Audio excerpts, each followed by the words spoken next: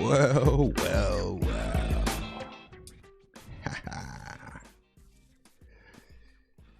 Hello and welcome into the Knicks-Verse. Guess what? The New York Knicks have a new head coach. They are expected to sign Mike Brown. Let's get into it. Welcome into the Knicks-Verse. If this is your first time here, subscribe, hit the thumbs up button for me, and drop your comments. Definitely want to hear your thoughts and feelings, especially about this, the new head coach.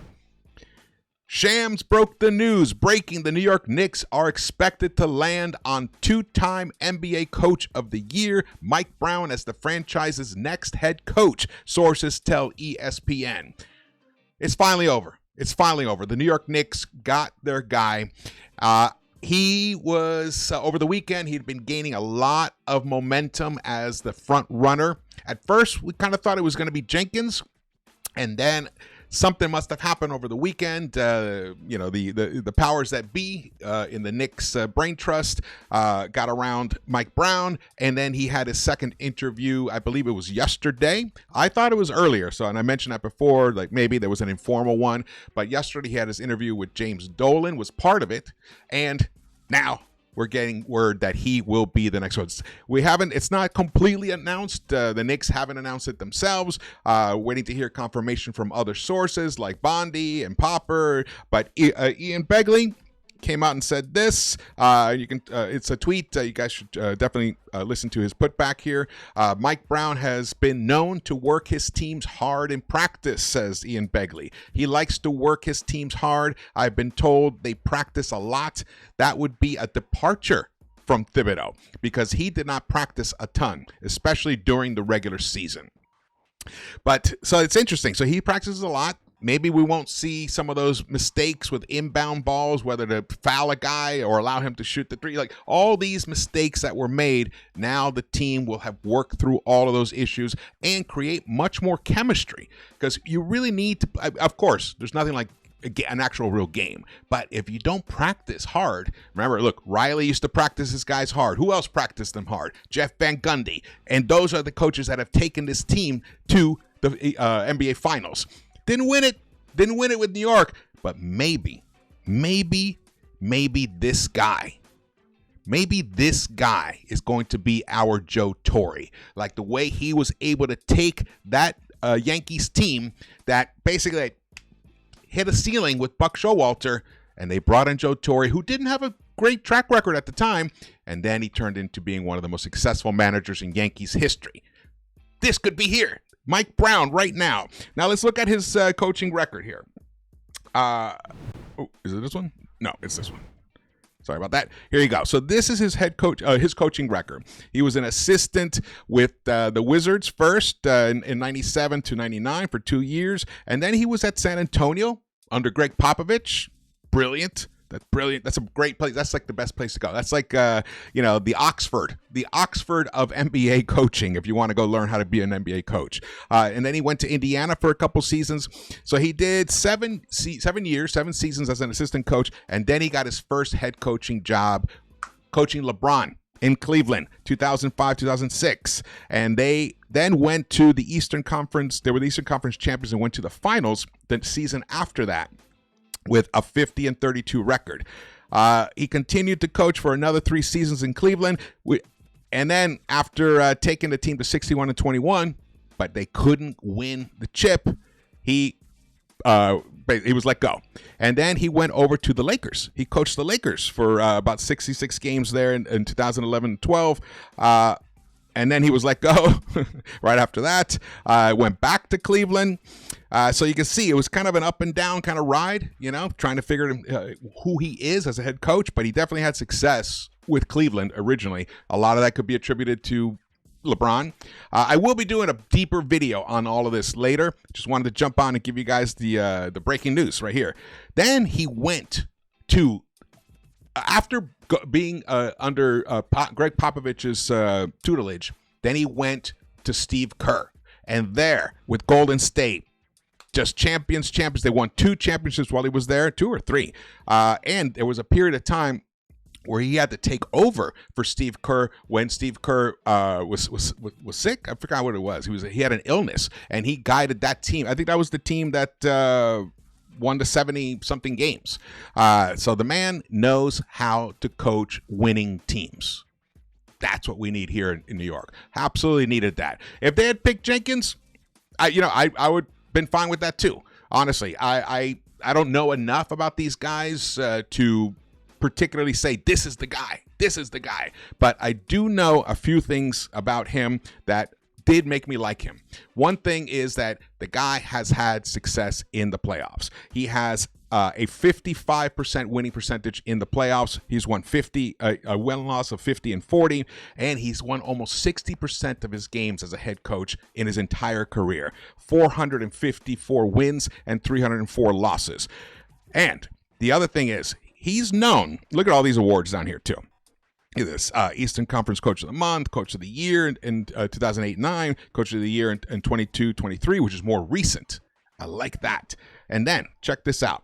So I just popped it into AI, and AI was like, Mike Brown is known for his defensive-minded coaching approach, emphasizing a slow, deliberate pace with a focus on strong defense. I was like, that's interesting. It's interesting because when we look at the Sacramento team, when he went there in 22-23, they won 48 games, 34 losses, and that team, how did it do?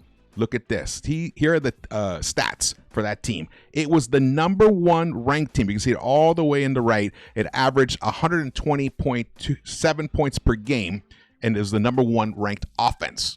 So he's a defensive-minded coach that was able to steer a number one ranked offense in the NBA. That combination, perfect. That's exactly what we need, because the next head coach has to figure out how to, squeeze out as much defensive tenacity out of this team.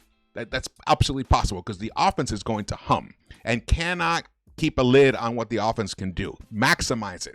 Take the ceiling off of what this offense can do. Let it be the number one offense in the NBA. It has all the tools to be it, especially now with the two most recent free agent signings, which were, Gershon Yabusele and Jordan Clarkson. That's an additional 27 points coming off the bench that we never had before. Obviously, they may not average that. Well, Clarkson could. He's a bench guy. Yabusele, also a bench guy, though he did start about 40 games for the Sixers last year. So those two signings, that combination, it kind of all makes perfect sense that this is going to be that Brown was going to be the head coach here. I'm a big fan of this. This is just the stats for the one season. The one season with Sacramento here. But look, inside there were they ninth ranked 3-point percentages, sixth in 3-point attempts. That's a very important stat right there.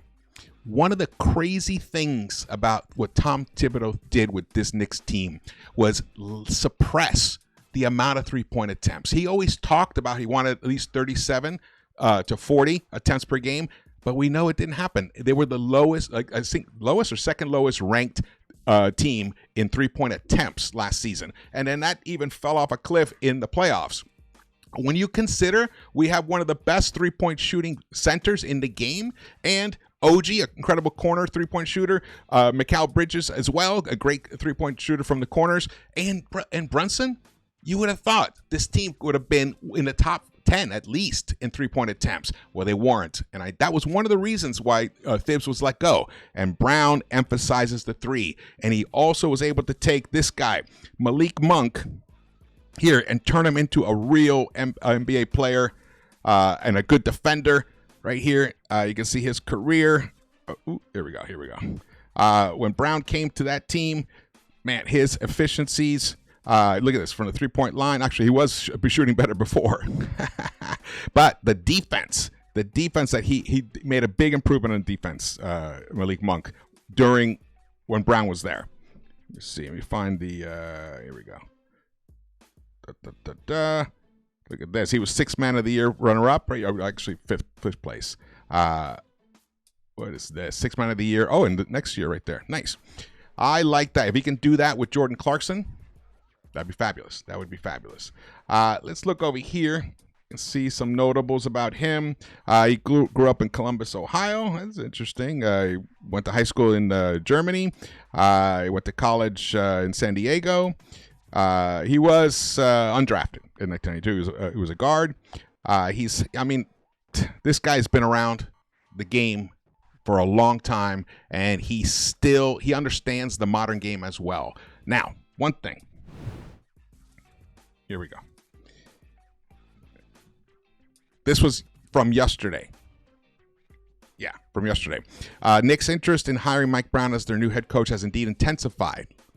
One scenario that has emerged: New York installing James Borrego as top assistant if Brown is the ultimate choice.